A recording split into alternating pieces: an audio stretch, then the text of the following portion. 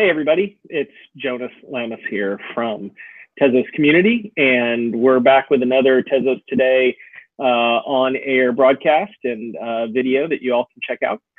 Today we've got a guest from the Tezos Community joining us. It's Bo Byrd, and Bo, you may have met him online in our community forums or in the Riot channels or on Twitter as well. I believe he calls himself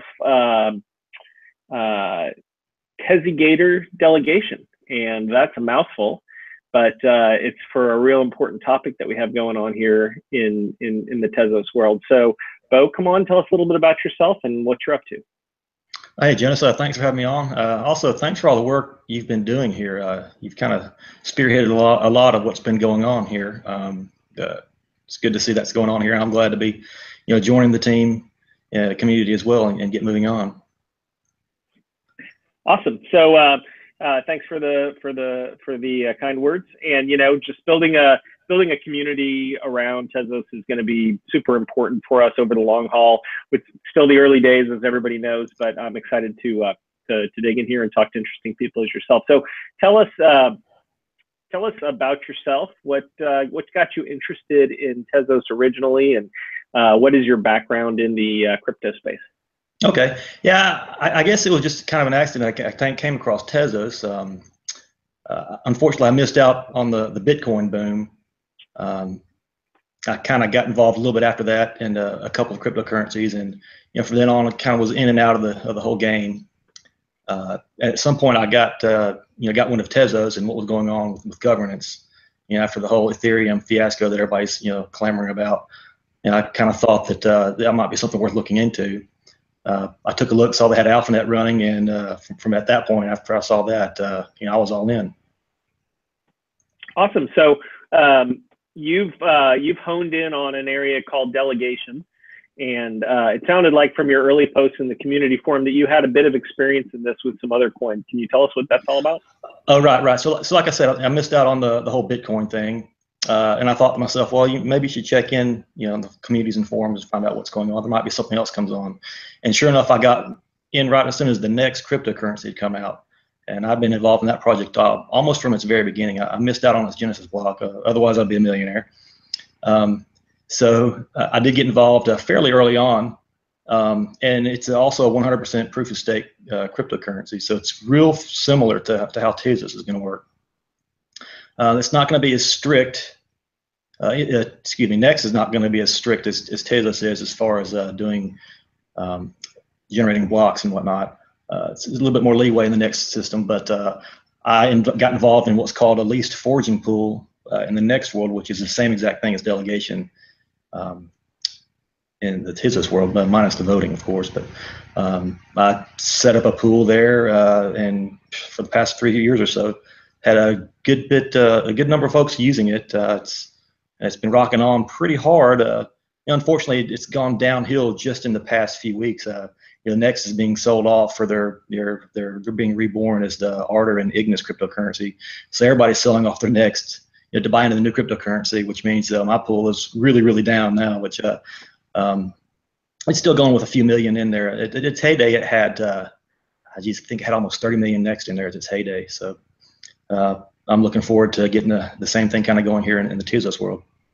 Sure. So for folks who are going to be listening to this video, we're probably going to have a wide range of understanding and knowledge about what Tezos is and how it differs from proof of work blockchains like Bitcoin or Ethereum today. So can you give us a quick rundown on what proof of stake means and why that's different than what? Okay. That's a good topic there. So with Bitcoin, we have what's called proof of work, and you've got a bunch of processing power and energy that's being consumed to generate the network and to win the ability to generate blocks. And that's what we call proof of work, because you're actually generating effort. Well, with proof of stake, it's the stakeholders in the system who are I guess vested are the ones that are going to be doing the generation of the blocks. And you can equate your stake of Tezos, or in whatever cryptocurrency it is, as to being directly equivalent to Bitcoin mining power. or Bitcoin hashing power. So you can expect to mine more blocks generally in the proof of stake world if you have more at stake. So what you'll see is the people who have tons of stake involved are going to be generating more blocks than others. Cool. And so what role does a delegator play? Right. So what the system's being designed is you could be your own delegator, or you can allow somebody to operate for you.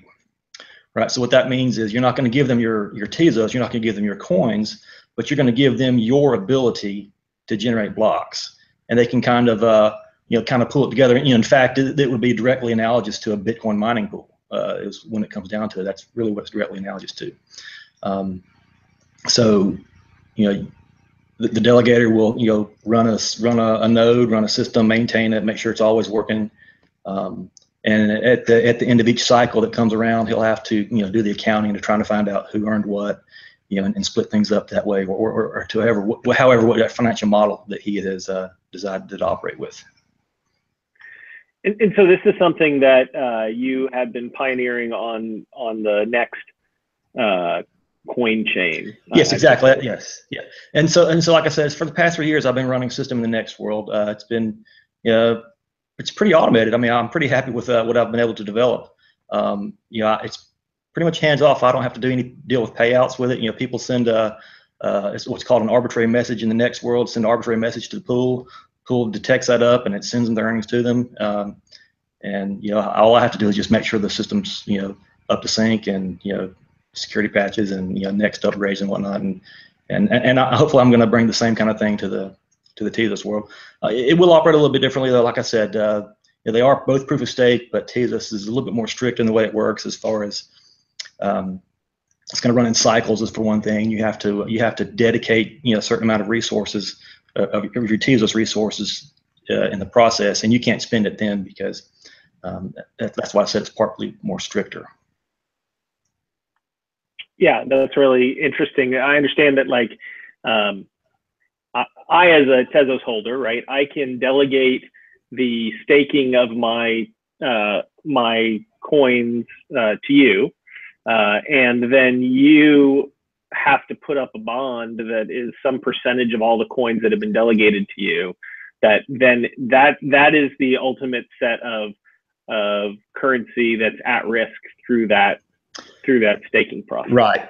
So if you could delegate yourself, in which case the stake that you put up is the bond, or if anybody else wants to delegate to you, that's fine. The system will allow that to happen, but only up to an amount, 10x of whatever it is bond that you're posting. So if you had 100,000 Tezos, then you could have total staking power of combined constituents. I guess I use the word constituents. We're using the word delegates. I like to use the word constituents to go along with that. So I guess you could have $1 million worth of total staking power from all your constituents. Got it. And so what's at risk here for me as somebody who might consider being one of your constituents?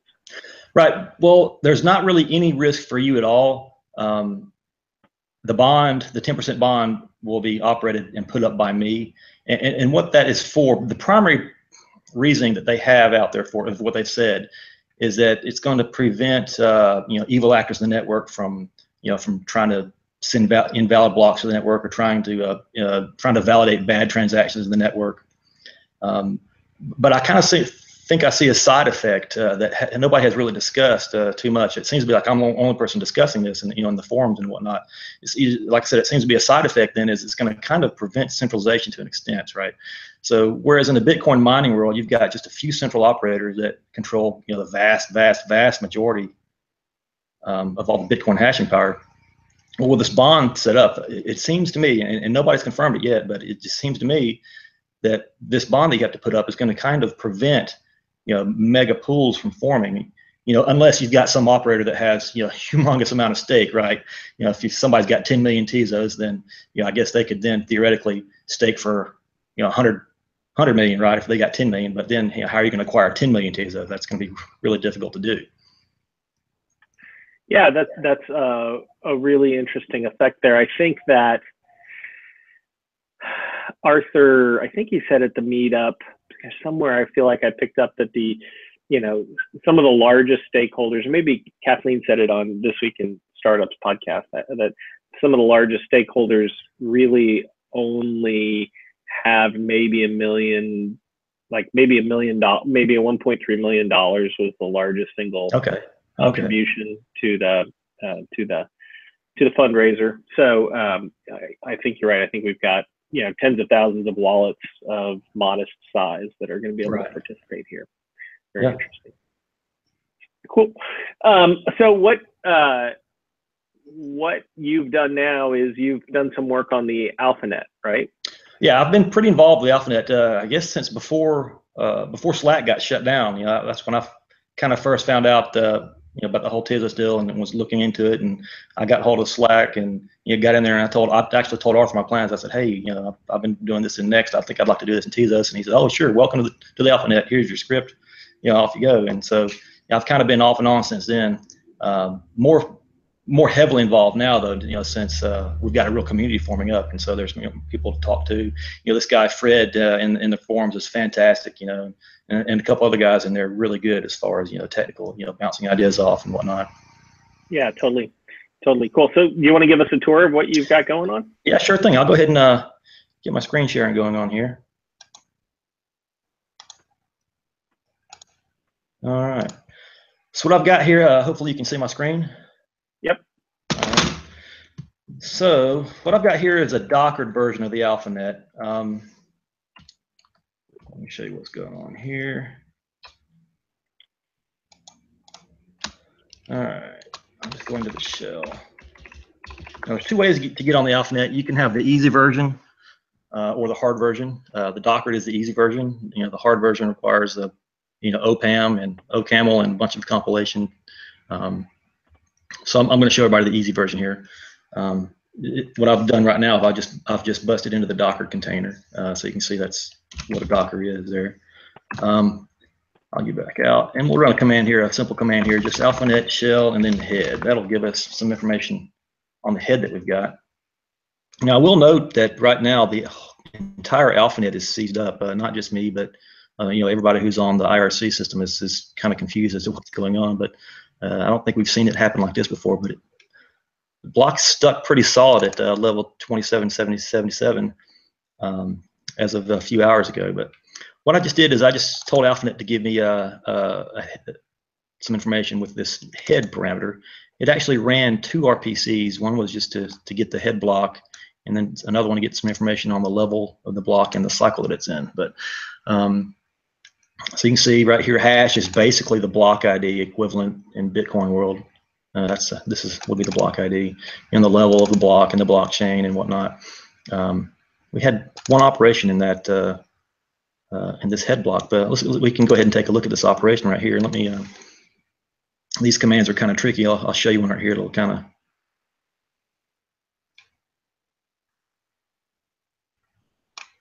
This is a forward sometime past. So you can see all this information I just pasted in here was basically an HTTP request that said, give me this information here, blocks / and then the block ID. And it throws all the block information to me, including the operations that was in it. Now you can parse it through all the operations in a block and see what actually has happened in that block, right? So these are actually transactions in the blockchain that have been posted into the blockchain in that block. I can get the RPC to show you how to do that. Let's see, I've got quite a few here in my list.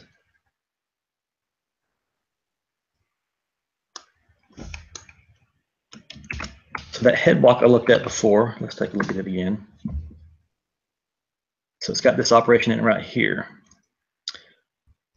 right there. So we will take a look at those operations with this command right here.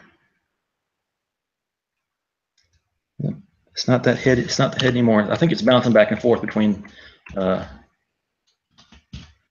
blocks. I'll go back one level in the head. There's nothing there too. If we go back a few enough blocks, we'll see what's going on. And I'll explain this right here in a second, but I'm doing here head and head 1 and head 2. Head is just basically the topmost block. head and then tilde 1 would be the block before it, and then 3 would be 3 blocks before the head, and so on. Or another way to do it is just put the block ID in there. And so we can do that, and we'll get these 4 transactions, or we should. Okay, and there they are. So what I just did is I just gave the client, and I guess I should go back and explain what client is and node is here. So the current Tezos architecture is there's a node that actually runs the system, and then our client, really our client is just a web browser basically that puts up HTTP post commands. So you could actually do the same thing I'm doing right here with curl or wget. It's basically calling http://localhost, port 8732, and then /blocks/ and then this right here /proto/operations, and then this with is just a JSON request that you post to it, and then the server, what the server does, or the node, it processes it and gives you all the data that you requested. So when I say client, really the client is the simplest piece here. It's just basically a web browser that submits queries into the server, or the node, which is the hard part, which is the difficult piece. But like I said, you saw that block had all these operations in it, and we just asked the node to decode all these operations, and sure, it was kind enough to do that. And here we go. We've got one here with an endorsement of this block. This one was an endorsement of that block. That was an endorsement. So it looks like all these were block endorsements.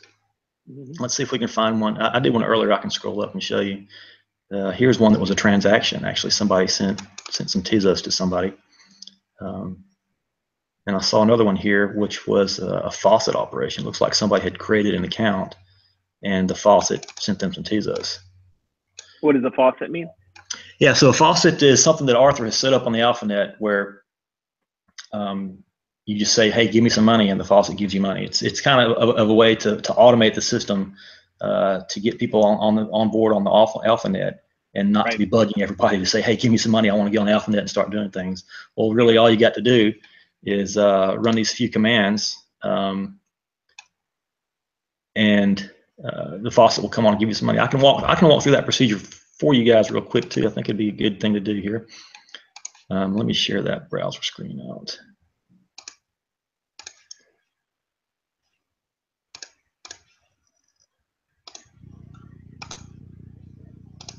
Entire screen. All right. We got some resources here. Quick plug for your website. Oh yeah, quick plug on my website. Yeah, I got a bunch of links here for everybody to go to get some information. Okay, that's the wrong version. It's the hard version. Let's do the easy button.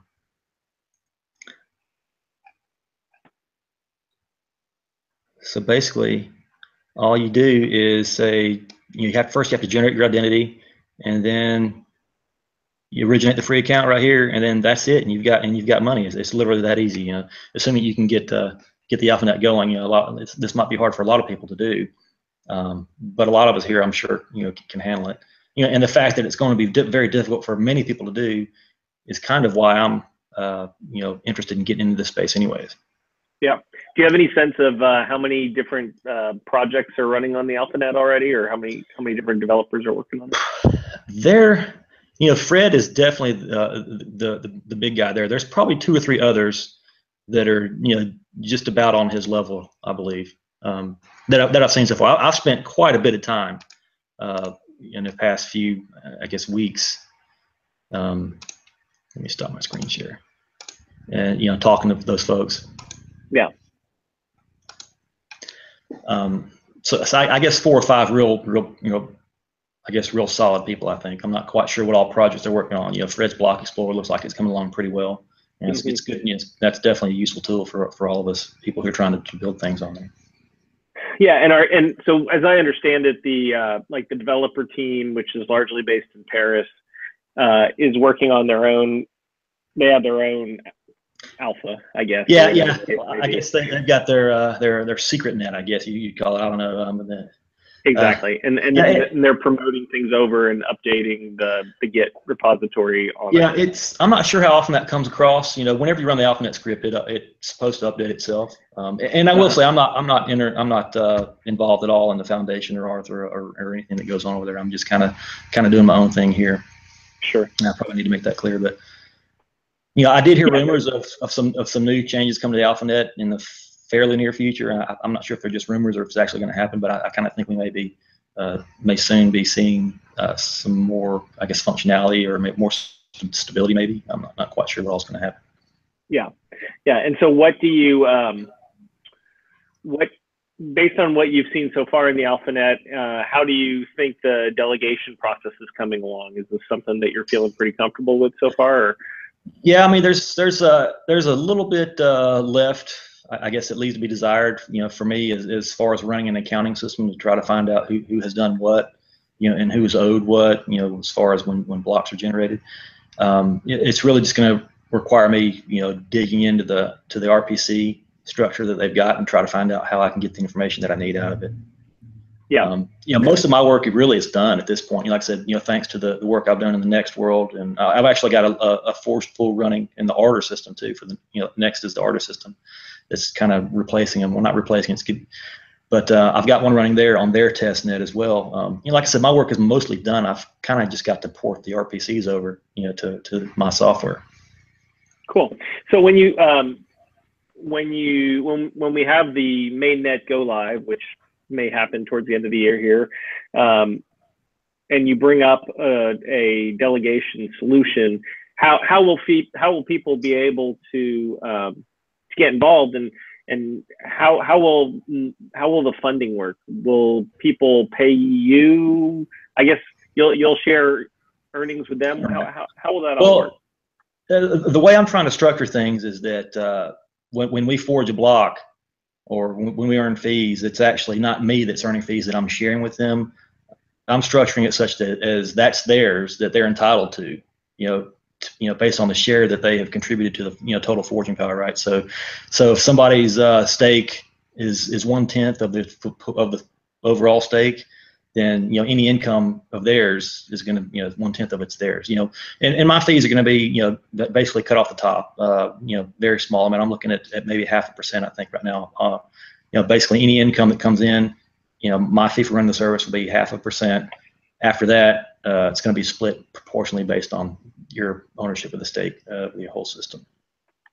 But so if you are successful, then you're going to rapidly run into a point where you're going to have to accumulate more Tez yourself right. in order to put up the bond, I guess you'd say. Yeah, I mean, fortunately, I was had the foresight enough to be able to get put in that top 5%. I don't know if everybody has seen the postings that they put on the fundraiser statistics, but yeah, I'm lucky enough to be in the top 5% of accounts in there. I'll be able to sustain a fairly high number, I believe, anyways, a high number of delegation, I guess, Tezos. Starting off, I'm not quite sure, what demand is going to be there. I hope the demand is great, right? But it really may come down to it based on the bond requirement that there may be not enough pool operators out there to support the demand. I kind of think that might be the case. It's just a guess on my part. I'm not quite sure if that's the case or not. But it may be people that people are going to want to clamor to get into certain pools that they like better, and then it's going to be kind of a every cycle that comes around for the when the cycle ends, you're going to have to rush to get your bond, to get your delegation operation in before everybody else. It's going to be kind of I'm interested to see how the dynamics of that works out. Yeah, it seems to me like one of the lesser talked about elements here as well is that by delegating my Tez to you, I'm locking them up for some period of time. Right. The staking takes place, which could be 90 days. I'm not sure if it's been determined yet how long that is. But if my Tez are earning me interest, essentially, they're not available for me to transact with. Yeah, and I don't like that word interest really. There are certain reasons that I'm going to want to stay away from terms like interest and whatnot. That's just not the model that I want to go after. Okay. More power to somebody else who wants to do this and handle it that ways. That's just not the way that I'm planning on doing it. Okay, fair enough. But that's a good point, though. When to participate in this process, you're actually gonna have to lock those Tezos up, and you're not gonna be able to spend them. And and there's a reason for that, though. And I'd like to go over that reason real quick. And a lot of people may not be aware of what this is, but this particular implementation of proof of stake, the way it's going to work is in cycles, and like you mentioned, 90 days, right? So that may be the period of a cycle. And let's assume that it is. Well, what happens is you're going to dedicate your stake of Tezos for 90 days, and it's going to sit in the network, and whoever's delegating for it is going to be, I guess, selected to generate blocks periodically. And that's going to be on a set schedule. So, and it's actually possible. I hate that I can't show you right now because the Alphanet is locked up, but there's a certain command you can run on the Alphanet, and it'll spit you out a list of who all is going to generate what block and when and at what level they're going to generate that block. It's pretty slick, right? And so all this is prepared beforehand, and the way they do that is because of the fact that everybody is locking up their Tezos in that bond, so the network knows as a whole the percentage of Tezos being locked up, and it knows how to allocate things. And it does that, and so that's why it's run on a schedule. Well, see, I shouldn't say that. It's run on a schedule, and that because of that is why everybody has to lock up their Tezos like that in the stake. And so, two questions. Do you think if I need my Tezos back, am I going to be able to pull them out of that pool in the middle of it? I do not believe that's going to be the case. I think that's going to be something you as the stake owner is going to have to determine before you send your Tezos to the pool, to the delegator. I think that's going to be how it works. I'm pretty sure. I can't think of any other way that you're going to be able to generate blocks on a schedule like this unless you actually do lock them up like that. So there's probably a whole nother market for payday lending that has yet to emerge here. Oh, there you go. Tezos network. Yeah. And then what do you think the effect of this process is going to be when it comes to volatility of the currency itself? And how would that compare to, the proof of work network? Yeah. You kind of have to think of the early days of Ripple, right? Back when they had all the Ripple locked up, right? I'm talking a number of years ago, when they had the vast majority of it locked up, and then Ripple was worth so much money, but only a little bit of it was liquid out there in the network. We may look into something that it's like that. It's kind of. You're absolutely right. That's going to be very interesting to see how that plays out. Well, there's lots of stuff about this Tezos project that I'm looking forward to see how it works out. Not just on an economic model, but kind of like a social model as well, as far as what people are thinking and how they're thinking that things are going to benefit them the best and whatnot. Yeah, totally. It's going to be really fascinating. Talk for a minute about the voting mechanism, if you can, and how that does or doesn't relate to delegation. Yeah, I'm pretty sure that delegation is going to carry a vote.